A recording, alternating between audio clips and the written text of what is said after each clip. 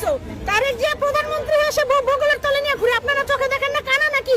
সম্মানিত দর্শক, আপনারা সকলেই জানেন যে আমাদের বাংলাদেশের একটি খুবই চাঞ্চল্যকর ঘটনা, জাহারা আলবি ও তার স্ত্রী ইকরার আত্মহত্যার ঘটনাকে কেন্দ্র করে মিডিয়া জগতে একটি চাঞ্চল্যকর অবস্থা সৃষ্টি হয়েছে। তুমি কি হয়ে গেছো?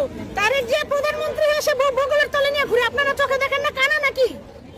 এবং অনেকেই বিচার চাচ্ছে, কিন্তু বিচার কার্য যেন খুব দ্রুত। আরে ভাই, বাংলাদেশের বিচার আমি কি বলবো, সালমান শাহী তো বিচার হয় নাই, এই আলবের বিচার আমরা সর্বোচ্চ 15 দিন পরে এই মামলা আবার থামাচাপা পড়ে যাবে। তুমি কি হয়ে গেছো? তারেক জিয়া প্রধানমন্ত্রী হয়ে এসে ভূগোলের তলে নিয়ে ঘুরে, আপনারা চোখে দেখেন না, কানা নাকি? তো সেই হ্যাঁ, তারপরে বউর আগে রাখে, তারপরে বউর আঁচলটা সরাই দেয়, শাহরুখ খানের মতো লোক বউর আঁচল ধরে ঘুরে। তুমি আলভিকন হনু হয়ে গেছো, দুনিয়া ঘুরে তুমি আলভিকন হনু।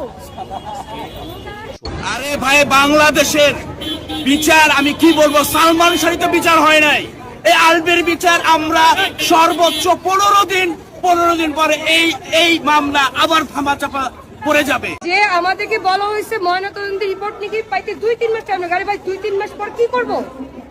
2-3 মাস পর কি করব আমরা? 2-3 মাস কি তারা ঘুরে বেড়াবে? আমরা যত দ্রুত সম্ভব বিচার চাই, আর বিচারের জন্য আমাদের যে ইন্টেলিজেন্সগুলো দরকার, 7 দিন পরে ময়নাতদন্তের রিপোর্ট, এটা আমাদের হাতে তাড়াতাড়ি দিয়ে দেওয়া হোক। এটা আপনারা সবাই একটু ফোকাস করবেন।